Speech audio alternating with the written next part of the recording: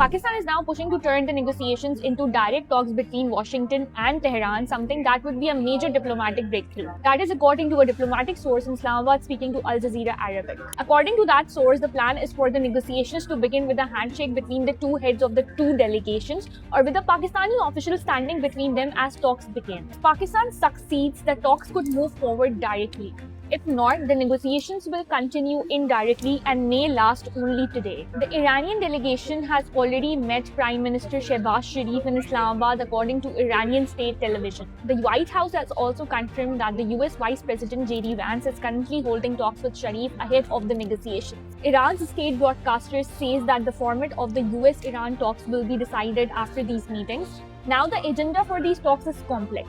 Iran says that the formal negotiations require US commitments on a ceasefire in Lebanon and sanctions relief. Tehran also wants recognition of its authority over the Strait of Hormuz, compensation for damage from the 6-week war, and the wider security guarantees. The United States, meanwhile, wants open access through Hormuz, limits on Iran's nuclear and missile programs, and is only signaling sanctions relief in exchange for major concessions. But amid all of this, trust is still the biggest obstacle.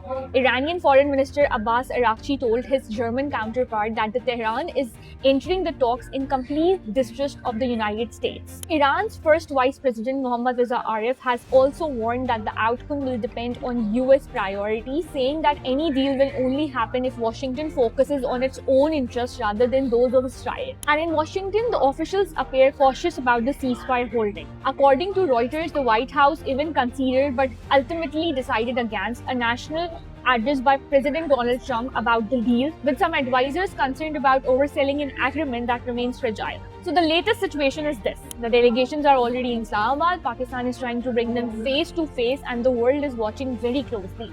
But whether these talks lead to progress or stall before they truly begin is still uncertain.